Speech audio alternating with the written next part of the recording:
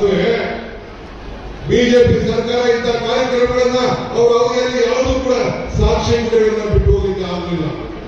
ಆದ್ರಿಂದ ನಿಮ್ಮೆಲ್ಲರೂ ಕೂಡ ನಾನು ಮನವಿ ಮಾಡಿಕೊಡ್ತಾ ಇದ್ದೇವೆ, ಮುಂದಿನ ದಿನದಲ್ಲಿ ನಿಮ್ಮ ಬಲಿಷ್ಠವಾದ ಸರ್ಕಾರ ಇದೇ ರೀತಿ ಜನರ ಸೇವೆಯನ್ನು ಮಾಡಿಕೊಂಡು ನಾವು ಬರ್ತಾ ಇದ್ದೇವೆ. ಜನ ಇವತ್ತು ಇಡೀ ವಿಶ್ವ ಕರ್ನಾಟಕ ರಾಜ್ಯದಲ್ಲಿ ಬಂಡವಾಳ ಹಾಕಲಿಕ್ಕೆ ಹೊರಟಿದ್ದಾರೆ. ಮೊನ್ನೆ ಎಂ.ಬಿ. ಪಾಟೀಲ್ ಅವರ ನೇತೃತ್ವದಲ್ಲಿ ಗ್ಲೋಬಲ್ ಇನ್ವೆಸ್ಟರ್ಸ್ ಮೀಟ್ ನಡೆಯಿತು. ನಿಮ್ಮ ಬೆಳಗಾವಿಯಲ್ಲಿ, ಧಾರವಾಡದಲ್ಲಿ, ಬಿಜಾಪುರದಲ್ಲಿ ಎಲ್ಲ 2 ಟೈರ್ ಸಿಟಿಲಿ ಸುಮಾರು 10 ಲಕ್ಷ ಕೋಟಿ ರೂಪಾಯಿ ಮಂಜೂರಾಗಿರುವುದನ್ನು ಬಂದು ಬಂಡವಾಳ ಹಾಕಿ ಉದ್ಯೋಗವನ್ನು ಸೃಷ್ಟಿ ಮಾಡಲಿಕ್ಕೆ ಜನ ಮುಂದೆ ಬಂದಿದ್ದಾರೆ. ಇವತ್ತು ನಮ್ಮ ಎಚ್.ಕೆ. ಪಾಟೀಲ್ ಅವರಿದ್ದಾರೆ. ಅವರು ಇವತ್ತು ಒಂದು ದೊಡ್ಡ ಈ ಐತಿಹಾಸಿಕವಾದ ಜಾಗಗಳಲ್ಲಿ, ಮೊನ್ನೆ ತಾನೇ ನಿಮ್ಮ ಸೌದತ್ತಿ ಜಾಗದಲ್ಲಿ ಅದನ್ನು ಉತ್ತೀರ್ಣ ಮಾಡಬೇಕು, ಹೆಚ್ಚು ಬಡವರ ಪ್ರವಾಸಿಗೆ ಅವಕಾಶ ಮಾಡಿಕೊಡ್ಬೇಕು ಅಂತ ಹೇಳಿ ಅಲ್ಲಿ ಮಹದೇಶ್ವರ ಬೆಟ್ಟ ಎಲ್ಲ ಕಡೆ ಕೂಡ ಪ್ರವಾಸಿ ಕೇಂದ್ರಗಳನ್ನ ದೊಡ್ಡ ಮೇಲ್ದರ್ಜೆಗೆ ಏರಿಸಿ ಇವತ್ತು ದೊಡ್ಡ ಪ್ರವಾಸಿ ಕೇಂದ್ರಗಳನ್ನ ಮಾಡಲಿಕ್ಕೆ ಕಾರ್ಯಕ್ರಮವನ್ನು ರೂಪಿಸಿದ್ದಾರೆ. ಹಾಗೆಯೇ ಪ್ರತಿಯೊಂದು ಇಲಾಖೆಯಲ್ಲೂ ಕೂಡ ಸಾಕ್ಷಿ ಹುದ್ದೆಗಳನ್ನ ಬಿಟ್ಟು ಹೋಗುವಂತ ಕೆಲಸ ನಮ್ಮ ಸರ್ಕಾರ ಮಾಡ್ಕೊಂಡು ಬರ್ತಾ ಇದೆ. ಇದನ್ನ ತಾವೆಲ್ಲ ಕೂಡ ಗಮನದಲ್ಲಿ ಇಟ್ಕೊಳ್ಬೇಕು. ಕುಡಿಯುವ ನೀರಿಗೋಸ್ಕರ ಇಡೀ ರಾಜ್ಯದಲ್ಲಿ ಕೆರೆ ತುಂಬಿಸುವಂತ ಕಾರ್ಯಕ್ರಮಗಳನ್ನ, ಜಲವನ್ನು ಹೆಚ್ಚಿಸಿ ರೈತರ ಬದುಕನ್ನು ಹಸನು ಮಾಡಲಿಕ್ಕೆ ಇವತ್ತು ಕಾರ್ಯಕ್ರಮವನ್ನು ಮಾಡಿದ್ದೇವೆ. ಎತ್ತಿನೊಳೆ ಯೋಜನೆ ಇವತ್ತು ಜಾರಿ ತರಲೇಬೇಕು ಅಂತ ಹೇಳಿ, ಇವತ್ತು ಸಂಪೂರ್ಣ ಮಾಡಲೇಬೇಕು ಅಂತ ಹೇಳಿ 28 ಒಳಗಡೆ ಈಗ ಒಂದು ಚಿಕ್ಕಬಳ್ಳಾಪುರ, ಕೋಲಾರ ನೀರು ಕೊಡಬೇಕು ಅಂತ ಹೇಳಿ ಸಂಕಲ್ಪವನ್ನು ಮಾಡಿ ಕಾರ್ಯಕ್ರಮವನ್ನು ನಾವು ಮಾಡ್ಕೊಂಡು ನಾವು ಬರ್ತಾ ಇದ್ದೇವೆ. ಹಿಂಗೆ ಎಲ್ಲ ಕಾರ್ಯಕ್ರಮಗಳು ಕೂಡ ಇವತ್ತು ಮುಂದುವರಿಸಿಕೊಂಡು ಹೋಗ್ತಾ ಇದೆ. ಬರೀ ಗ್ಯಾರಂಟಿ ಯೋಜನೆ ಅಲ್ಲ, ಗ್ಯಾರಂಟಿ ಯೋಜನೆ ನಿಮ್ಮ ಬದುಕಿಗೆ ಬಿಜೆಪಿಯವರು ಭಾವ ಮೇಲೆ ರಾಜಕಾರಣ ಮಾಡ್ತಾರೆ, ನಾವು ಬದುಕಿನ ಮೇಲೆ ರಾಜಕಾರಣ ಮಾಡ್ತಾ ಇದ್ದೇವೆ. ನೀವು ಕೇಳಬೇಕು, ತಾನೇ ಕಟ್ಟುವಂತ ಚಿನ್ನ 28,000 30,000 ರೂಪಾಯಿ ಇದ್ದು 1 ಲಕ್ಷ ಆಯ್ತಲ್ಲ, ಸಿಮೆಂಟ್ ಬೆಲೆ ಜಾಸ್ತಿ ಆಯ್ತಲ್ಲ, ಕಬ್ಬಣ ಜಾಸ್ತಿ ಆಯ್ತಲ್ಲ, ಇದಕ್ಕೆ ಉತ್ತರ ಕೊಡಿ ಅಂತ ನೀವು ಬಿಜೆಪಿ ಅವರು ಕೇಳಬೇಕು. ವಾಪಸ್ ಕಳಿಸಬೇಕು. ಆಕ್ರೋಶ ಎದುರು ಬಿಜೆಪಿಯವರ ಮೇಲೆ ಇರಬೇಕು. ಕೇಂದ್ರ ಸರ್ಕಾರದ ನೀತಿಯಿಂದ ಇವತ್ತು ಇಂಥ ಒಂದು ದೊಡ್ಡ ಸಮಸ್ಯೆ ಈ ದೇಶದಲ್ಲಾಗಿದೆ. ಮೊನ್ನೆ ಉಗ್ರರ ದಾಳಿಯಿಂದ ನಮ್ಮ ಸೋದರರು, ತಾಯಂದಿರು ಇವತ್ತು ಎಲ್ಲರಿಗೂ ಕೂಡ ಮನಸ್ಸಿಗೆ ಈ ದೇಶದಲ್ಲಿ ನೋವಾಗಿದೆ. ಶಾಂತಿ ನೆಲೆಸಬೇಕು, ಈ ದೇಶದಲ್ಲಿ ಐಕ್ಯತೆ ಕಾಪಾಡಬೇಕು ಅಂತ ಹೇಳಿ ಇಡೀ ಪಕ್ಷ, ನಮ್ಮ ಸರ್ಕಾರ ಅವರ ಜೊತೆಯಲ್ಲಿ ನಿಂತ್ಕೊಂಡು ಪಕ್ಷ ಭೇದವನ್ನು ಮರೆತು ನಾವು ಬೆಂಬಲವಾಗಿ ನಿಂತ್ಕೊಂಡಿದ್ದೇವೆ. ನಮ್ಮ ರಾಜ್ಯದಿಂದ ಹುತಾತ್ಮರಿಗೆ ನಾವು ಶಾಂತಿಯನ್ನ ಕೋರಿ ನಮ್ಮ ಮುಖ್ಯಮಂತ್ರಿಗಳು ಅವರೆಲ್ಲ ಕುಟುಂಬಕ್ಕೂ ಕೂಡ 10 ಲಕ್ಷ ರೂಪಾಯಿ ಘೋಷಣೆಯನ್ನು ಕೂಡ ಮಾಡಿ ಅವರ ಕುಟುಂಬದ ಜೊತೆ ನಾವು ಇದ್ದೇವೆ ಅಂತ ಹೇಳಿ ನಾವು ಘೋಷಣೆಯನ್ನು ಮಾಡ್ಕೊಂಡು ಬಂದಿದ್ದೇವೆ. ಈ ರೀತಿ ಎಲ್ಲ ವರ್ಗದ ಜನರನ್ನ ಒಟ್ಟು ತೆಗೆದುಕೊಳ್ಳುವಂತ ಕೆಲಸ ಮಾಡ್ತಾ ಇದ್ದೇವೆ. ಈ ಪ್ರತಿಭಟನೆಯಲ್ಲಿ, ಈ ಆಕ್ರೋಶದಲ್ಲಿ, ಈ ಸಂವಿಧಾನ ರಕ್ಷಣೆಯಲ್ಲಿ ತಾವೆಲ್ಲ ಸೇರಿ ಕೆಲಸವನ್ನ ಮಾಡ್ಕೊಂಡು ಬರ್ತಾ ಇದ್ದೀವಿ. ನಾನು ಹಿಂದೆ ಬರಬೇಕು ಅಂತಿದ್ದೆ, ನಮ್ಮ ಕಾರ್ಯಾಧ್ಯಕ್ಷರಾದಂತ ನಮ್ಮ ಡಿ.ಸಿ. ಚಂದ್ರಶೇಖರ್ ಅವರನ್ನ ಮುಂಚಿತವಾಗಿ ಕಳಿಸಿ ಬಹಳ ಚೆನ್ನಾಗಿ ಈ ಬೆಳಗಾವಿಯವರು ಮತ್ತು ಚಿಕ್ಕೋಡಿ ಜಿಲ್ಲೆಯವರು ಮತ್ತು ನಗರದವರು ಎಲ್ಲ ಉತ್ತಮವಾದ ರೀತಿಯಲ್ಲಿ ತಾವೆಲ್ಲ ಸಂಘಟನೆ ಮಾಡಿ ಒಂದು ದೊಡ್ಡ ಸಂದೇಶವನ್ನ ಬೆಳಗಾವಿನಿಂದ ಇಡೀ ರಾಜ್ಯಕ್ಕೆ ಕಳಿಸ್ಕೊಡುವಂತ ಕೆಲಸವನ್ನ ತಾವೆಲ್ಲ ಮಾಡಿದ್ದೀರಿ. ಇವೆಲ್ಲ ಕೂಡ 1,125 ಇದ್ದು ಈಗ 1,400 ರೂಪಾಯಿ ಆಗಿದೆ.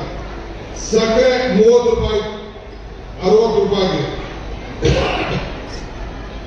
ಅಕ್ಕಿ 1 ಕೆಜಿ ನಾವೆಲ್ಲ ಫ್ರೀಯಾಗಿ ಕೊಡ್ತಾ ಇದ್ದೀವಿ ಬಿಡಿ ಬಡವರಿಗೆ. ಆದ್ರೆ ಸಾಮಾನ್ಯ ಅಕ್ಕಿ 30 ರೂಪಾಯಿಗೆ 66 ರೂಪಾಯಿ ಆಗಿದೆ. ಹಿಂಗೆ ಅಡುಗೆ ಎಣ್ಣೆ 68 ರೂಪಾಯಿ ಇದ್ದು 200 ರೂಪಾಯಿ ಆಗಿದೆ. ಇವೆಲ್ಲ ಯಾಕೋಸ್ಕರ? ಇದಕ್ಕೆ ನಾವು ಪ್ರತಿಭಟನೆ ಮಾಡಬೇಕು, ನಿಮ್ಗೆ ತಿಳಿಸ್ಬೇಕು, ನೀವು ಕೂಡ ಮದ್ದತ್ತು ಮಾಡ್ಕೊಳ್ಬೇಕು ಎಲ್ಲ ಜನರಿಗೆ ಅಂತೇಳಿ ತಿಳಿಸ್ಲಿಕ್ಕೆ ಇವತ್ತು ನಾವೆಲ್ಲ ಬಂದಿದ್ದೇವೆ. ಇವತ್ತು ನಮ್ಗೆಲ್ಲ ನೀವು ಅಧಿಕಾರ ಕೊಟ್ಟಿದ್ದೀರಿ. ಅಧಿಕಾರ ನಶ್ವರ. ಕಾಂಗ್ರೆಸ್ ಸರ್ಕಾರ ಮಾಡಿದ ಸಾಧನೆಗಳು ಅಜಾಮರ. ಕೊನೆಗೆ ಮತದಾರರೇ ಈಶ್ವರ ಅಂತೇಳಿ ನೀವು ನಮ್ಗೆ ಕೊಟ್ಟಂತ ಶಕ್ತಿಗೆ ನಿಮಗೆ ಋಣವನ್ನ ತೀರಿಸಲಿಕ್ಕೋಸ್ಕರ ಬಂದಿದ್ದೇವೆ. ಇವತ್ತು ಸಂವಿಧಾನ ಬಾಬಾ ಸಾಹೇಬ್ ಅಂಬೇಡ್ಕರ್ ಅವರಿಗೆ ಅವೇಳಕರವಾಗಿ ಬಿಜೆಪಿ ಕೊಡ್ತಾ ಇದೆ ಅವರ ಹೆಸರಿಗೆ. ಅದನ್ನ ಉಳಿಸಬೇಕು, ಸಂವಿಧಾನವನ್ನು ಕಾಪಾಡಬೇಕು. ಇತಿಹಾಸ ಮತ್ತೊಂದು ಇತಿಹಾಸವನ್ನು ಸೃಷ್ಟಿ ಮಾಡಲಿಕ್ಕೆ ಸಾಧ್ಯ ಇಲ್ಲ. ಎಲ್ಲ ವರ್ಗದ ಜನರು ಕೂಡ ಇವತ್ತು ನಾವು ಈ ಒಂದು ಸಂವಿಧಾನವನ್ನ ಇವತ್ತು ಹಿಂದುಳಿದ ವರ್ಗ ಇರ್ಬೋದು, ಬಡವರು ಇರ್ಬೋದು, ಎಲ್ಲ ಜಾತಿ ಎಲ್ಲ ಧರ್ಮದಲ್ಲೂ ಕೂಡ ಪಡೆದಿರುತ್ತೆ ಇರ್ಬೋದು, ಅವ್ರು ಎಲ್ಲರಿಗೂ ಕೂಡ ರಕ್ಷಣೆಯನ್ನು ಮಾಡ್ಕೊಂಡಂತ ಕೆಲಸವನ್ನು ಇವತ್ತು ನಾವು ಮಾಡ್ಕೊಂಡು ಬರ್ತಾ ಇದ್ದೇವೆ. ಸ್ವಾಮಿ ವಿವೇಕಾನಂದರು ಮಾತಾಡ್ತಾರೆ, ಸಾಧನೆ ಇಲ್ಲದೆ ಸತ್ತರೆ ಸಾವಿಗೆ ಅವಮಾನ, ಆದರ್ಶ ಇಲ್ಲದೆ ಸತ್ತರೆ ಬದುಕಿಗೆ ಅವಮಾನ ಅಂತೇಳಿ. ಹಂಗೆ ನಾವು ಆದರ್ಶವನ್ನು ಇಟ್ಕೊಂಡು ನಿಮ್ಮ ಬದುಕನ್ನ ಹಸನು ಮಾಡಬೇಕು. ಈ ಕಷ್ಟದಿಂದ ಏನು ನಡುತ್ತಾ ಇದ್ದೀರಿ, ಬೆಲೆ ಏರಿಕೆಯಿಂದ ನಿಮ್ಮನ್ನ ರಕ್ಷಣೆ ಮಾಡಬೇಕು ಅಂತ ಹೇಳಿ 2 ವರ್ಷದಲ್ಲಿ ನಾವು ಕೊಟ್ಟಂತ ಮಾತನ್ನು ಉಳಿಸ್ಕೊಂಡು ಇಡೀ ದೇಶ, ಇಡೀ ಭಾರತದಲ್ಲಿ ಯಾವ ರಾಜ್ಯ ತೆಗೆದುಕೊಳ್ಳಿ, ಮೋದಿ ಅವರು ಹೇಳ್ತಾ ಇದ್ರು ಕರ್ನಾಟಕ ರಾಜ್ಯದಿಂದ ಎಲ್ಲ ಖಜಾನೆ ಕಾರ್ಯ ಹೋಗ್ತದೆ ಅಂತ ಹೇಳಿ. ಈಗ ಮಹಾರಾಷ್ಟ್ರ ಎಲೆಕ್ಷನ್ ತೆಗೆದುಕೊಳ್ಳಿ, ಬೇರೆ ಮಧ್ಯಪ್ರದೇಶ ತೆಗೆದುಕೊಳ್ಳಿ, ಯಾವುದೇ ರಾಜ್ಯ ತೆಗೆದುಕೊಳ್ಳಿ, ಕರ್ನಾಟಕ ಮಾಡಲ್ ಅಂತ ಹೇಳಿ ನಾವು ಯಾವ ರೀತಿ ಜನರಿಗೆ ಕೊಟ್ಟಿದ್ದೇವೆ ಆ ರೀತಿ ಇವತ್ತು ಅವರು ಮಾಡ್ಕೊಂಡು ಬಂದಿದ್ದಾರೆ. ಬಂಧುಗಳೇ, ಸರ್ವರಿಗೂ ಸಮಪಾಡು ಸಮಪಾಡು ಈ ನಿಟ್ಟಿನಲ್ಲಿ ನಾವೆಲ್ಲ ಕೆಲಸವನ್ನು ನಾವು ಮಾಡ್ಕೊಂಡು ನಾವು ಬರ್ತಾ ಇದ್ದೇವೆ. ಇವತ್ತು ಎಲ್ಲ ವರ್ಗದ ಜನರು ಕೂಡ ಉತ್ತಮವಾಗಿ ಸೇವೆಯನ್ನು ಮಾಡಲಿಕ್ಕೋಸ್ಕರ ಅನೇಕ ಕಾರ್ಯಕ್ರಮಗಳನ್ನು ಇವತ್ತು ಒಂದೇ ಇಲಾಖೆಯಲ್ಲ, ಗ್ರಾಮೀಣ ಅಭಿವೃದ್ಧಿಯಲ್ಲಿ ರಸ್ತೆಗಳನ್ನು ಇವತ್ತು ಸುಮಾರು ಮೊನ್ನೆ ನಾವು ಗುಲ್ಬರ್ಗಕ್ಕೆ ಹೋಗಿದ್ವಿ. 1,000 ಕೋಟಿ ರೂಪಾಯಿ ರಸ್ತೆಯನ್ನು ಕಲ್ಯಾಣ ಕರ್ನಾಟಕದಲ್ಲಿ ಮಲ್ಲಿಕಾರ್ಜುನ್ ಖರ್ಗೆ ಸಾಹೇಬರು ನಾವು ಉದ್ಘಾಟನೆ ಮಾಡ್ಕೊಂಡು ನಾವು ಬಂದವರು. ಇವತ್ತು ಪಿಡಬ್ಲ್ಯೂ ಇಲಾಖೆ ತೆಗೆದುಕೊಳ್ಳಿ, ಪ್ರತಿ ಕ್ಷೇತ್ರಕ್ಕೂ ಕೂಡ 25-30 ಕೋಟಿ ರೂಪಾಯಿ ರಸ್ತೆಗಳನ್ನ ಪಿಡಬ್ಲ್ಯೂ ಇಲಾಖೆ ತೆಗೆದುಕೊಂಡಿದ್ದೇವೆ. ವಿದ್ಯಾಶಕ್ತಿ ಇಲಾಖೆ ತೆಗೆದುಕೊಳ್ಳಿ, ಹೊಸ ಟ್ರಾನ್ಸ್ಪೋರ್ಟ್ಗಳು ಕುಸುಮ ಯೋಜನೆ ತೆಗೆದುಕೊಂಡು 50 ರೈತರಿಗೆ ವಿದ್ಯುತ್ ಶಕ್ತಿ ಕೊಡಬೇಕು ಅಂತ ಹೇಳಿ ಹೊಸ ಯೋಜನೆಗಳನ್ನು ನಾವು ಹಾಕೊಂಡಿದ್ದೇವೆ.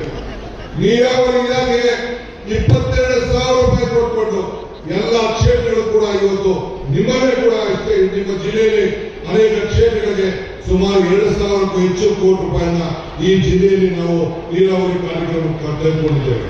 ಹೆಚ್ಚಿನ ವಿಡಿಯೋಗಳಿಗೆ ಪ್ರತಿಧ್ವನಿ ಯೂಟ್ಯೂಬ್ ಚಾನೆಲ್ ಸಬ್ಸ್ಕ್ರೈಬ್ ಮಾಡಿ, ಬೆಲ್ ಐಕಾನ್ ಕ್ಲಿಕ್ ಮಾಡಿ.